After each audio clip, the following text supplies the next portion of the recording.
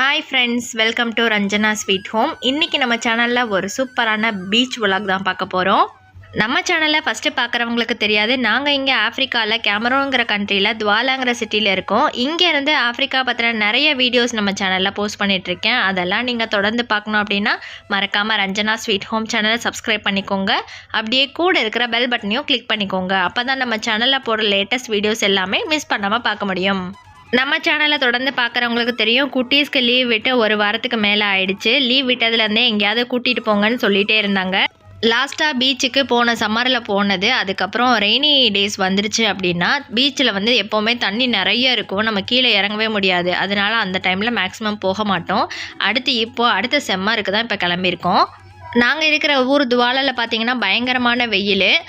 இப்போ போகிற ஊர் பார்த்திங்கன்னா லிம்பேங்கிற ஊர். அந்த ஊரில் ஓரளவுக்கு கொஞ்சம் கம்மியாக இருக்கும், அடிக்கடி கொஞ்சம் மழையும் பெய்யும்.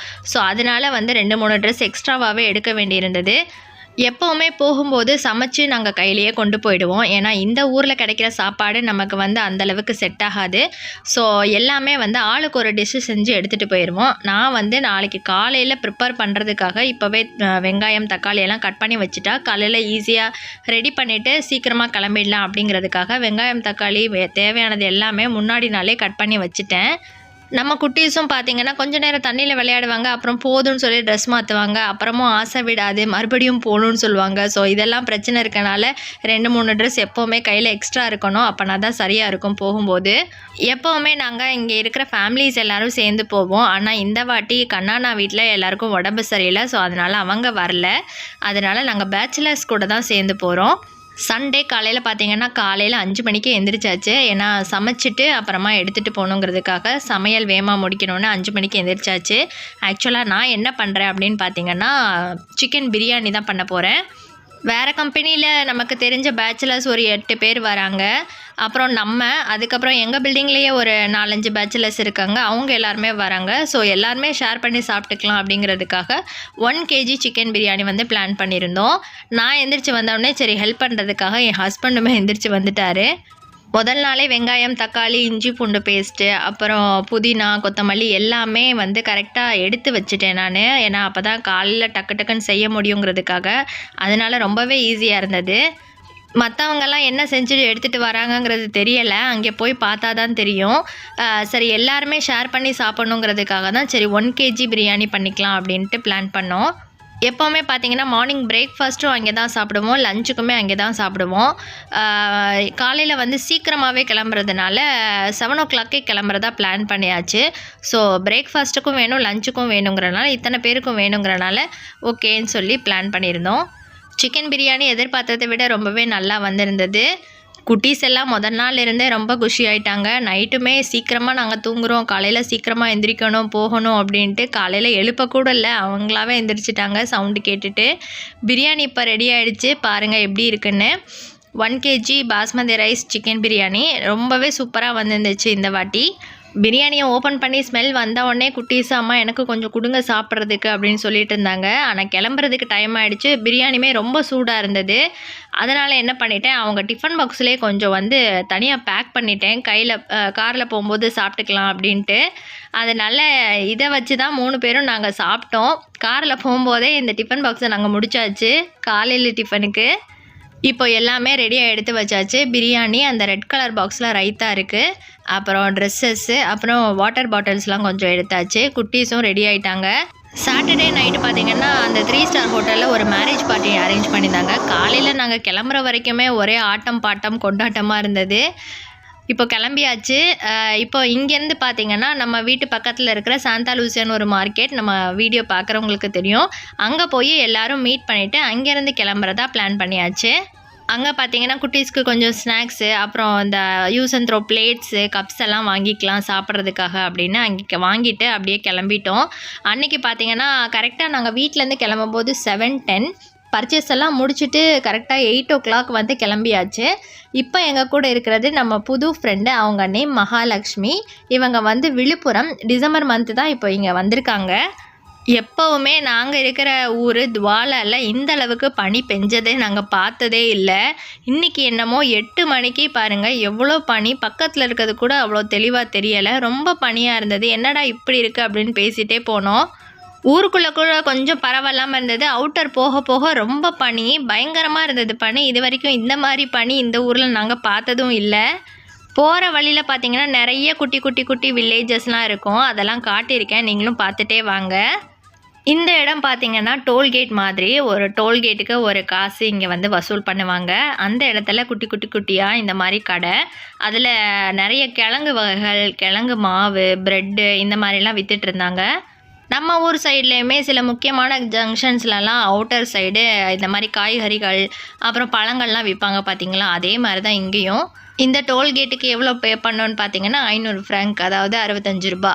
துவாலாலேருந்து இப்போ நாங்கள் போகிற ஊர் பேர் லிம்பேன்னு சொல்லியிருந்தேன். அதுக்கு வந்து எவ்வளோ டிஸ்டன்ஸ்னு பார்த்தீங்கன்னா 65 கிலோமீட்டர் தான். 1.5 மணி நேரம் ஆகும். இடையில நிறைய வில்லேஜஸ் இருக்குது குட்டி குட்டியாக. அதே மாதிரி நிறைய ஃபாரஸ்ட் ஏரியாவும் வரும். ஃபுல்லாமே பார்த்தீங்கன்னா இந்த பாம் ட்ரீஸ் தான் இருக்கும் நிறையா. துவாலால மக்கள் வந்து நிறைய வந்து ஃப்ரெஞ்சு தான் பேசுவாங்க. இப்போ நம்ம போகிற இடம் பார்த்திங்கன்னா இங்கிலீஷ் ஜோன்னு சொல்லுவாங்க. ஸோ அங்கே வந்து மக்கள் எல்லாம் நிறைய இங்கிலீஷ் தான் பேசுவாங்க. அங்கே இருக்கிற பில்டிங்ஸுமே பார்க்கும்போது நமக்கு பிரிட்டிஷ் பில்டிங்ஸ் மாதிரி டிஃப்ரெண்ட்டாக இருக்கும். ஃப்ரெஞ்ச் பில்டிங்ஸ் டிஃப்ரெண்ட்டாக இருக்கும். அங்கே இருக்கிற பில்டிங்ஸ் எல்லாம் கொஞ்சம் டிஃப்ரெண்ட்டாக இருக்கும். அதே மாதிரி நம்ம போகும்போது பார்த்திங்கன்னா பாதைகள் வந்து சின்ன சின்ன மலை மாதிரி இருக்கும். இப்போலாம் போகிற இடம் பாருங்கள், அந்த சைடு பார்த்திங்கன்னா பள்ளம், கீழே நிறைய பில்டிங்ஸ் இருக்குது, இந்த சைடு மேடாக இருக்கும். ஸோ நம்ம போகிற இடம் வந்து பார்த்திங்கன்னா ஒரே மாதிரி சமவெளியாக இருக்காது, மேடு பள்ளமாக தான் இருக்கும். இது வந்து பார்த்திங்கன்னா ஒரு ஊர். இந்த ஊர் பார்த்திங்கன்னா பார்க்குறதுக்கு நம்ம கொடைக்கானல் ஊட்டிலாம் பார்க்குற மாதிரி மேடு பள்ளமாக அப்படியே ரோடெல்லாம் பார்த்திங்கன்னா மேலே ஏறி இறங்கி போகும் பார்க்குறதுக்கு. இது பாருங்கள், 2 சைடுமே வந்து ஃபுல்லாமே பாம் ட்ரீஸ் தான். ஒரு சின்ன மலை மாதிரி இருக்குது பாருங்கள், அது ஃபுல்லாமே வந்து பாம் ட்ரீஸ் தான் வந்து பிளான்டேஷன் பண்ணியிருக்காங்க. அப்படியே வரிசையாக இருக்கும், பார்க்குறதுக்கே ரொம்ப அழகாக. கிறிஸ்மஸ்ங்கிறனால நம்ம போகிற வழியில் இருக்கிற ஊர்கள்லாம் பார்த்திங்கன்னா நிறைய லைட்ஸ் எல்லாம் போட்டு டெக்கரேட் பண்ணி எங்கே பார்த்தாலும் கூட்டமாக ஆளுங்களாக தான் இருந்தாங்க பார்க்கும்போது. முக்கியமான ஒரு விஷயம் இருக்குது கேமரூனில். மவுண்ட் கேமரூன்னு ஒரு மலை இருக்குது சரிங்களா. அது வந்து இந்த சென்ட்ரல் ஆஃப்ரிக்காலேயே ஹையஸ்ட் மலை. நம்ம போகிற பீச்சிலேருந்து பார்க்கும்போது லெஃப்ட் சைடு பார்த்திங்கன்னா பெருசாக அந்த மலை தெரியும். பார்க்குறதுக்கே ரொம்ப அழகாக இருக்கும். இந்த சைடு மலை, இந்த சைடு பார்த்திங்கன்னா பீச் இருக்கும். ரொம்ப ரொம்ப அழகாக இருக்கும் அப்படி பார்க்குறதுக்கு. நம்ம போகிற பீச்லேயுமே பார்த்திங்கன்னா மண் கருப்பு கலரில் இருக்கும், அதாவது டார்க் ப்ரௌன் கலரில் இருக்கும். நிறைய மினரல்ஸ் இருக்குது அந்த மண்ணில். அதை வந்து எதுக்காக வந்து அந்த மண் அப்படி இருக்குங்கிற ஒரு ரீசன் வந்து உங்களுக்கு நான் சொல்கிறேன். இப்போ நம்ம போகிறோம் பாருங்கள், எதிர்த்தாப்பில் இருக்கிறது மவுண்டைன். ஸோ அது மேலே வந்து பார்த்திங்கன்னா மேகம் வந்து மறைச்சிருக்கு, அதனால் சரியாக தெரியலை மவுண்டைன். இப்போ நம்ம டெஸ்டினேஷன் வந்தாச்சு. இதுதான் நம்ம வந்த பீச்சு, லிம்பே பீச்சு. பேர் கேட்டிங்கன்னா சபான் பீச்சுன்னு சொல்லுவாங்க. இந்த இடத்துலையே பார்த்தீங்கன்னா ஒரு 2-3 பீச் ரெசார்ட்ஸ் இருக்குது. இதுக்கு முன்னாடியே ஒன்று இருக்கும், அது வந்து செமி பீச்சுன்னு சொல்லுவாங்க. ஆனால் அங்கே உள்ள என்ட்ரன்ஸ் ஃபீஸே வந்து காசு கொடுத்து பே பண்ணி போகணும். அது மட்டும் இல்லாமல் நம்ம வந்து கையில் கொண்டு போகிற ஃபுட்ஸ் வந்து அங்கே வந்து அலோவ் பண்ண மாட்டாங்க. அங்கே கிடைக்கிறது தான் நம்ம வாங்கி சாப்பிட்ணும். அது நமக்கு வந்து சூட் ஆகாதுங்கிறதுனால நாங்கள் எப்போவுமே இந்த பீச் தான் நாங்கள் ப்ரிஃபர் பண்ணுவோம். நம்ம ஊரெல்லாம் பீச்சுனா அப்படியே வெட்ட வெளியாக வெயிலாக அப்படியே பீச்சில் நடந்து போனால் தண்ணி, அவ்வளோதான் நம்ம பார்த்துருப்போம். நிறைய பேருக்கு இந்த மாதிரி பீச்சஸ்லாம் இருக்குங்கிறதே தெரியாது. ஏன்னா இந்த பீச்சில் ஒரு சைடு பீச்சு, இன்னொரு சைடு ஃபுல்லாக பார்த்திங்கன்னா பசுமையாக மரமாக தான் இருக்கும். நிறைய டிஃப்ரெண்ட்டான மரங்கள்லாம் இருக்கும். நாங்கள் போன உடனே அப்படியே பேக்கெல்லாம் வச்சுட்டு குட்டீஸை கூப்பிட்டுட்டு அப்படியே தண்ணிக்குள்ளே போயாச்சு. ஏன்னு கேட்டிங்கன்னா காரில் போகும்போதே கொஞ்சம் பிரியாணி சாப்பிட்டதுனால வயிறு பசிக்கலை. வாங்கம்மா விளையாட போகலான்னு சொல்லி குட்டீஸ் கூப்பிட்டாங்க. அப்படியே நானுமே போயிட்டேன் அவங்க கூடவே. இந்த வீடியோவோட எண்டில் மறக்காமல் பாருங்கள், இந்த பீச்சோட டாப் வியூ அப்படியே 360 டிகிரியில் காட்டியிருக்கேன். எப்படி இருக்குன்னு பாருங்கள், ரொம்ப ரொம்ப சூப்பராக இருக்கும் அந்த வியூ. குட்டீஸ் தான் ரொம்ப ஜாலியாக என்ஜாய் பண்ணாங்க. முன்னாடிலாம் முதல்ல போகும்போதெல்லாம் தண்ணி பக்கத்துலேயே வரமாட்டாங்க, அவ்வளோ பயப்படுவாங்க. பீச்சுக்குள்ளே வரவே மாட்டாங்க, கால் நனைக்க கூட ஆராதனாலாம் வரமாட்டா. இப்போ அடிக்கடி போயிட்டு பழகிடுச்சு. அதுக்கப்புறம் வந்து நான் ஸ்விம்மிங் கிளாஸ் விட்டேன். தண்ணியை பார்த்தாலே பயப்படுறாங்கன்னு சொல்லிட்டு கொஞ்ச நாள் ஸ்விம்மிங் கிளாஸ் போனாங்க. ஸோ அதுக்கப்புறம் வந்து எங்கே போனாலும் ஜாலியாக விளையாடுவாங்க பயப்படாமல். நாங்கள் 3 பேரும் பேசாமல் உள்ளே போய் தண்ணியில் உட்காந்துக்கிட்டோம். ரொம்ப நேரமாக உட்காந்து ஜாலியாக பேசி சிரிச்சிட்டு விளையாடிட்டு, நான் கூட தனியாக நம்ம போகிறோம், வேறு எந்த ஃபேமிலியுமே வரல, போர் அடிக்கும் அப்படின்னு நான் நினச்சிட்டு இருந்தேன்.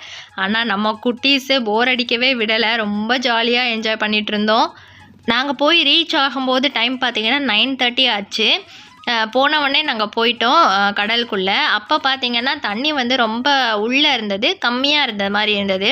கொஞ்சம் டைம் ஆக ஆக பார்த்திங்கன்னா தண்ணி அப்படியே வெளியே வர ஸ்டார்ட் ஆச்சு. இப்போ பாருங்கள் தண்ணி எங்கே இருக்குன்னு. ஆனால் நான் கடைசியாக ஒரு வீடியோ எடுத்திருப்பேன், அதில் எந்த அளவுக்கு தண்ணி வந்து ஏறி வந்திருக்கும் நீங்களே பாருங்கள் டிஃப்ரென்ஸு. ரொம்ப உள்ளே போகலை, முன்னாடி தான் உட்காந்துருந்தோம்.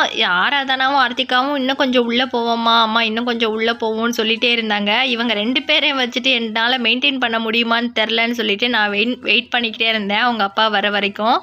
இந்த பீச் மணல் பார்த்துருப்பீங்க, எவ்வளோ கருப்பாக இருக்குன்னு பாருங்கள். என் குழந்தைங்க கூட சொல்லிகிட்டே இருந்தேன், மாமா சாக்லேட் மாதிரி வருதுமா அலை அப்படின்னு சொல்லிகிட்டே இருந்தாங்க. எதனால் இது இப்படி இருக்குன்னு பார்த்தீங்கன்னா, இந்த மவுண்ட் கேமரோன் வந்து ரொம்ப வருஷத்துக்கு முன்னாடி எரிமலையாக இருந்துச்சான். ஸோ அப்போ வந்து அந்த எரிமலை குழம்பெல்லாம் வரும்போது வந்து அந்த மினரல்ஸ் எல்லாம் இந்த கடலில் தான் விழுந்திருக்கு ஃபுல்லாக. ஸோ இதெல்லாம் வந்து அப்படியே கலர் வந்து கருப்பாயிடுச்சு, அதுதான் வந்து ரீசன் இதுக்கு அப்படின்னு சொல்கிறாங்க. இந்த பீச்சுக்கு வர்றவங்க எல்லாரும் பார்த்திங்கன்னா அப்படியே இந்த மண்ணை எடுத்து உடம்பெல்லாம் பூசிட்டு உட்காந்துருப்பாங்க. என்ன இப்படி உட்காந்துருக்காங்க அப்படின்னு ஒரு தடவை கேட்கும்போது தான் சொன்னாங்க, அந்த மண்ணில் வந்து அவ்வளோ மினரல்ஸ் இருக்கான். நாங்கள் எல்லாம் விளையாடிட்டு கையை பார்க்கும்போது அவ்வளோ மின்னு இருந்தது. என்னமோ தங்கத்தில் கிளிட்டர் வச்சுருந்தா எப்படி இருக்கும், கையெல்லாம் அப்படியே மின்னு அவ்வளோ மினரல்ஸ் இருந்தது. கொஞ்ச நேரம் விளையாடிட்டு சாப்பிட போனோம். அங்கே வந்து பார்த்திங்கன்னா சிக்கன் கிரேவி, அப்புறம் சப்பாத்தி, அப்புறம் இன்னொரு பிரியாணி கொண்டு வந்திருந்தாங்க. நம்ம வந்து ரைத்தாவும் சிக்கன் பிரியாணியும் கொண்டு போயிருந்தோம். ஸோ கொஞ்ச நேரம் விளையாட, அப்புறம் கொஞ்சம் வந்து சாப்பிட, குட்டீஸ்க்கு ஊட்டி விட, அப்புறம் மறுபடியும் போய் விளையாட, மறுபடியும் வந்து சாப்பிட, இப்படியே தான் டைம் போச்சு. ஆனால் ரொம்ப நேரம் விளையாடணும் நல்லா.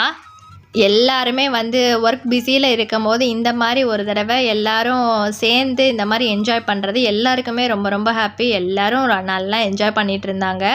அப்புறம் பார்த்திங்கன்னா இந்த பீச்சிலேருந்து அப்படியே நம்ம இன்னொரு பக்கத்தில் இன்னொரு ரெசார்ட் இருக்குதுன்னு சொல்லியிருந்தேன் இல்லையா, ஜஸ்ட்டு ஒரு கிலோமீட்டர் 1.25 கிலோமீட்டர் அளவு இருக்கும். அப்படியே இங்கேருந்தே நம்ம நடந்து போகலாம். போகிற வழியில் பார்த்திங்கன்னா இப்படி ஒன்று இருந்தது, இது என்னன்னே தெரியலை. ஆனால் ஏதோ ஒரு மரத்தோட அந்த விதை மாதிரி தான் இருக்குது பார்க்கும்போது. ஆனால் அது அவ்வளோ ஒரு 10 கிலோ 12 கிலோ வெயிட் இருக்கும், தூக்கவே முடியலை. அது எந்த மரத்தோட விதைங்கிறது தெரியலை, பார்க்கவே ரொம்ப அழகாக இருந்துச்சு. ஆனால் நாங்கள் மட்டும் இல்லை, எப்போவுமே எல்லாருமே இந்த பீச்சுக்கு போகிறவங்க எல்லாருமே அப்படியே மெதுவாக நடந்து வாக்கிங் போகிற மாதிரியே போயிட்டு, போகிற வழியில் பார்த்திங்கன்னா நிறைய இந்த மாதிரி டிஃப்ரெண்ட்டாக மரங்கள் இருக்கும், நிறைய பார்க்கலாம். அதெல்லாம் பார்த்துட்டே அப்படியே போனோன்னா அந்த பீச்சுக்கு போயிடலாம். அங்கே பார்த்திங்கன்னா நன்னீர் ஓடை இருக்குது. அதாவது மலையிலேருந்து வர தண்ணி மொத்தமாக ஓடை மாதிரி ஒரு இடத்துல ஃபார்ம் பண்ணி வச்சுருக்காங்க. அந்த இடத்துல போகும்.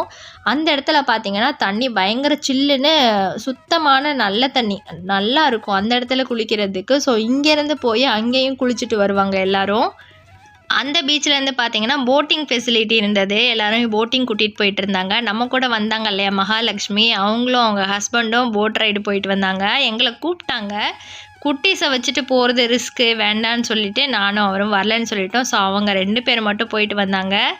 அந்த பீச்சிலேருந்து இந்த பீச்சுக்கு வரதுக்கு பார்த்திங்கன்னா 1 கிலோமீட்டர் அளவு நடக்கணும். பரவாயில்ல, நம்ம குட்டீஸ் எங்கே தூக்க சொல்லிடுவாங்களோன்னு பயந்துட்டே வந்தேன். ஆனால் 2 பேருமே விளையாடிட்டே நடந்து வந்துட்டாங்க. இந்த பீச்சுக்கு வந்து அந்த என்ட்ரன்ஸ் வழியாக வந்தால் தான் நம்ம காசு கட்டணும். அதுக்கு வந்து 500 அளவுக்கு காசு கொடுக்கணும். ஆனால் நம்ம இந்த சைடு வழியாக வந்தால் யார் வேணால் உள்ளே போய் குளிச்சுக்கலாம் அந்த மாதிரி. ஸோ இங்கே இதுதான் பார்த்திங்கன்னா அந்த நன்னீரோட தண்ணி பார்த்திங்கன்னா அவ்வளோ ஐஸ் மாதிரி சில்லுன்னு இருந்துச்சு. டைவிங் ஏரியா வச்சுருந்தாங்க. என் ஹஸ்பண்ட் பார்த்தவொடனே அவர் நீச்சல் அடிக்க ஆரம்பிச்சிட்டாரு போய். இந்த தண்ணி பார்த்திங்கன்னா நான் மவுண்ட் கேமரோன்னு சொன்னேன் இல்லையா, அங்கே அந்த மலையில் மழை விழும்போது அங்கேருந்து வர தண்ணி. அவர் வெளியே வரும்போது அவர் கையை தொட்டு பார்த்தா அவ்வளோ ஜில்லுன்னு இருந்தது, அவ்வளோ ஐஸ் மாதிரி இருக்குது தண்ணி. இந்த தண்ணி இந்த இடத்துல பார்த்திங்கன்னா தண்ணிக்குள்ளேயே டென்ட்டெல்லாம் கட்டி விட்டு வாட்டரில் வாலிபால் விளையாடிட்டு இருந்தாங்க. நம்ம கூட வந்த பேச்சுலர்ஸ் எல்லாம் ஜாலியாக என்ஜாய் பண்ணிகிட்டு இருந்தாங்க அவங்களும். இங்கேயும் பார்த்திங்கன்னா அங்கங்கே சின்ன சின்ன ஹட் மாதிரி போட்டு வச்சுருப்பாங்க. அங்கே வந்து அங்கேயே உள்ளே ரெஸ்டாரண்ட் இருக்குது. ஸோ அங்கே இருக்கிறதா நம்ம வாங்கி சாப்பிட முடியும். நம்ம ஃப்ரெண்டு போட் ரைடும் போயிட்டு வந்துட்டாங்க. எப்படி இருந்தது என்ன ஏதுன்னு பேசிகிட்டு இருந்தோம்.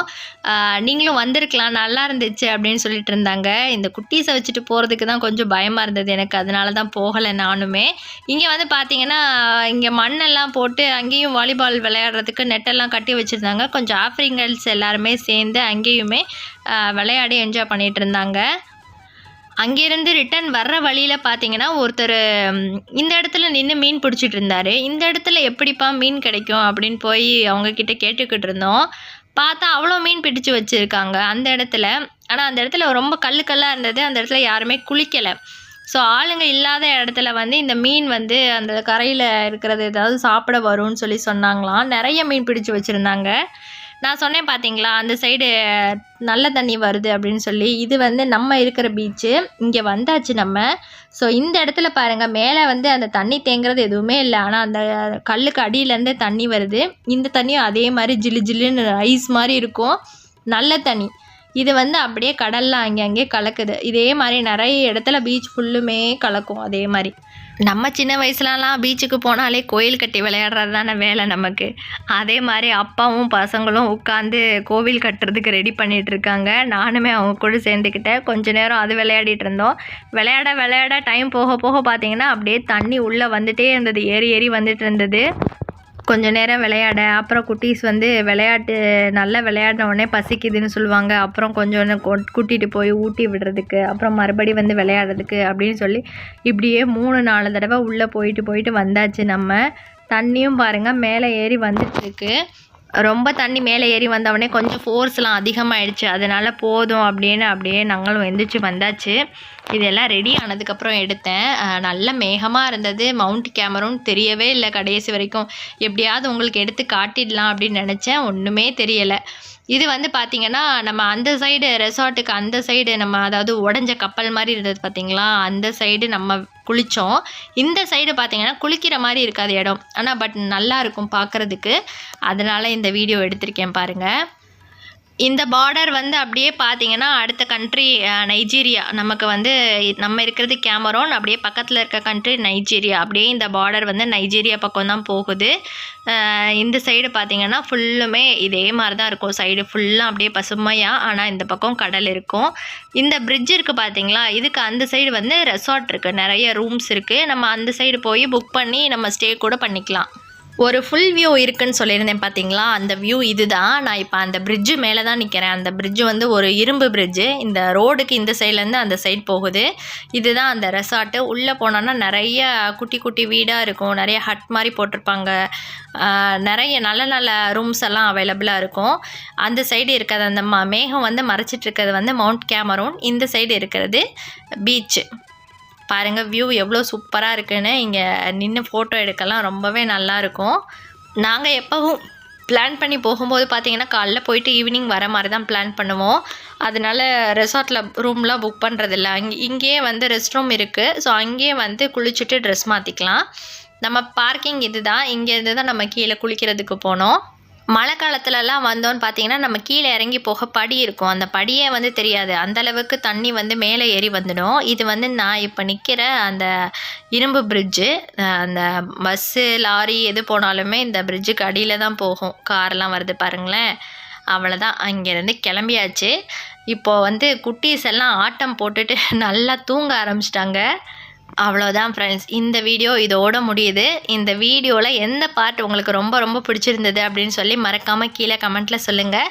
இந்த வீடியோ நல்லா இருந்தால் கண்டிப்பாக லைக் பண்ணுங்கள். உங்கள் ஃப்ரெண்ட்ஸ் கூட ஷேர் பண்ணிக்கோங்க. கண்டிப்பாக நெக்ஸ்ட் டைம் உங்களுக்கு மவுண்ட் கேமரூன் ஃபுல் வியூவை எடுத்து காட்டுறேன். நம்ம சேனல்லையே பிளாக் சாண்ட் பீச்சுன்னு சொல்லி இதுக்கு முன்னாடியே ஒரு வீடியோ போட்டிருக்கேன். அந்த வீடியோவில் நல்லா காட்டியிருப்பேன் மவுண்ட் கேமரூனை. தேவைப்பட்டால் லிங்க் கொடுக்குறேன், நீங்கள் செக் பண்ணி பார்த்துக்கோங்க. தேங்க்யூ.